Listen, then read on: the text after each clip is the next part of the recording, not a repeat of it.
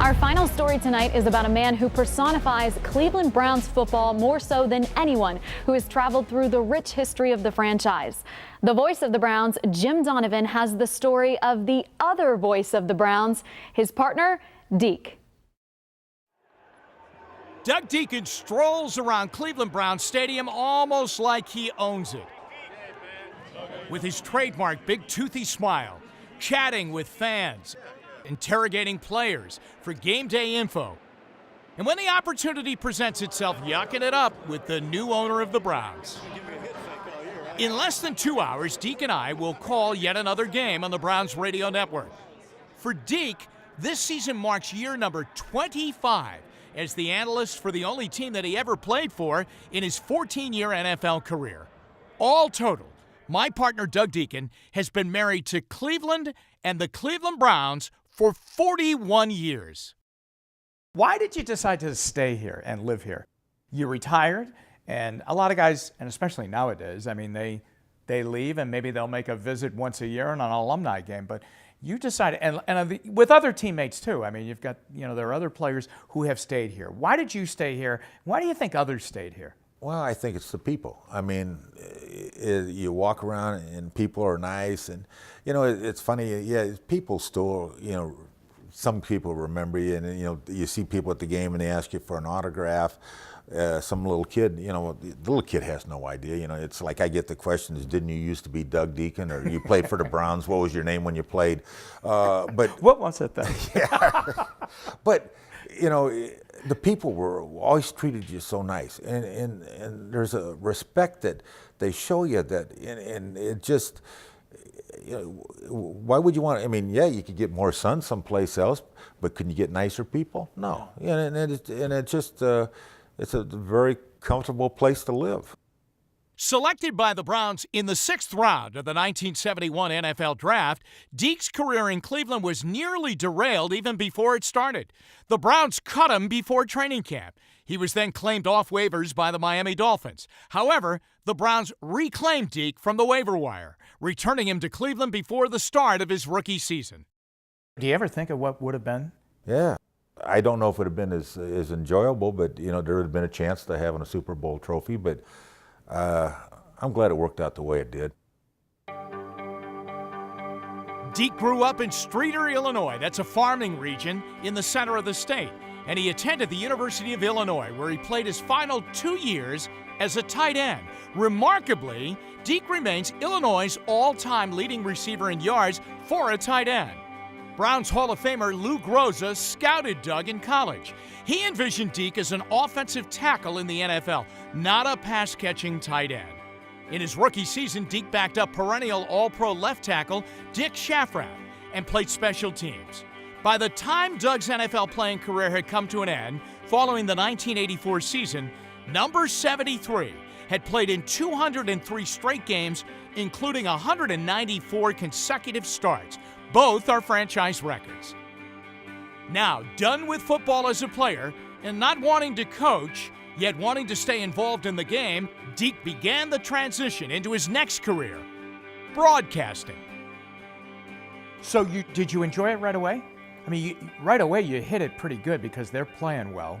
Oh yeah, it was fun. I mean, because it was like, the first season was 8-8, and then after that they went on a run. They went to the AFC Championship 3 times in like the next 4 few years, right? So yeah, it was a hot time. So it was a learning experience, and I think I was very fortunate that people of Cleveland were very tolerant, and let me slide and gave me a pass on all the screw ups that I was doing. Didn't Joe Tate work with you a little bit? Joe Tate came over to my house, and you're one of those cocky guys. You think you kind of know everything, but Joe Tate, straightened me out and told me, gave me some tips, and I think like yourself and Nev and the people I've worked with, they're professionals. I mean, this is your livelihood. I'm coming from a different livelihood, trying to make a transition. And you learn that what your place is and what your role is, and when you talk and when you don't talk. And I think that's it's without a communications background, it worked, and I survived for a few years. When the Browns returned to the NFL in 1999, Deke had to reapply for his job. Just like anyone else who wanted a spot on the Browns radio broadcast team, Deke had to audition. When the radio thing opened up again and everybody had to go back and get the job, we had to do auditions. The amazing thing was that, you know, we would call the same game over and over again, and we would watch the game and we'd have to call the game. But you and I never worked together when they did the pairings. No. I mean, you were with different people and I was with different people, and lo and behold, we end up working together, that we end up as the guys doing the games. And it was a strange thing because you were calling a game off of TV where you really couldn't see it. And they'd tell you what game you were going to do, and you just went down there and did it. Well, being a veteran, I had a friend that was coaching in the NFL, and I found out what the game was. And I said, "Can you give me a copy of that tape before I go do this?" Oh, no, really? but it jives with my playing career where you try to find a way to get an edge. Deke has had the good fortune of partnering with Nev Chandler and Casey Coleman for many memorable Browns broadcasts. But sadly, Nev and Casey's voices were silenced way too soon because of cancer. And I, too, have had my own battle with cancer, and believe me when I tell you, Deke was there in my time of need, like a big brother, every step of the way. Well, you know, I played with a lot of tough football players. I mean, Dino Hall, probably the toughest guy, pound for pound. But I've broadcast with three of the toughest guys. I mean, you know, Nev went through it, Casey went through it, even what you've gone through. And you gain a respect for people, you know, by the way they handle it. And all, you know, three people that I broadcast with that became ill, nobody's ever complained about their illness. You know, they might complain about what play was called, but they don't complain about their illness. And, you know, it puts it in perspective of, you know, hey, you don't have to be a football player to be a tough guy. Down, and you know what, Doug? He set that run up beautifully. Yes, he did. And the one thing about the Ravens is our styles may differ, and the number of wins may be few, but for 14 seasons, I have stood next to Doug Dieken calling Browns games in a very cramped broadcast booth perched high above the 50-yard line. And I wouldn't have it any other way. It's one of those things where you're sitting with somebody for 3 hours and you know, of course you're totally different than me. You know, you're up dancing around and, you know, got everything going, and I'm just sitting there trying to make sure that I'm got all my fluids in me, and And you do that well. I get very hydrated for the games. You are the most hydrated guy in the NFL. But, you know, you never have cramps in the booth. No, you know, in the booth you know, we're the guys who are here, and, you know, for so long, Dick Goddard was, you know, there with us, and you know, you get different spotters, and you know, it's like the game. There's teamwork that's involved. It's nice to be part of a team that, you know, functions so fluidly. Do you ever think that we'll broadcast a Super Bowl? I'm not even saying, I don't even know if we would win it, okay, but just to be there, that we would get the credentials.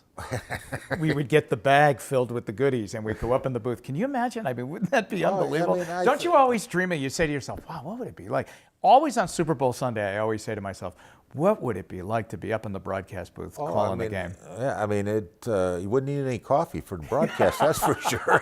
But I mean, yeah, I mean, that's, you know, as a player, that's your ultimate dream. As a broadcaster, that's got to be your ultimate dream. I mean, it's, you know, you just like one shot at it. You know, I have often introduced you as a true Cleveland Brown. I mean, you have done it all. You've played for them. You have broadcast for them. The amount of years that you have been with the Cleveland Browns, I mean, I don't know if guys will ever do that again, being with a franchise for as long as you were and are. Yeah, you know, life's all about timing. I just happened to get in the right place at the right time, and I'm very lucky. I mean, very fortunate because, you know, yeah, football, it was a job, but it was a fun job. Broadcasting, it's a job, but it's a fun job. But both of them are more fun when you win.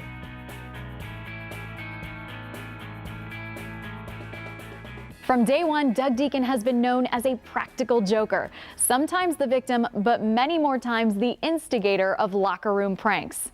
Doug is also involved in many charities. He's a lifetime trustee of the Epilepsy Foundation, and the Doug Deacon Foundation underwrites the Inner City Special Olympics, and that's no joke. Well, that's our show for tonight. For Will, Jimmy, and all of us here at Coverlines, thanks for watching.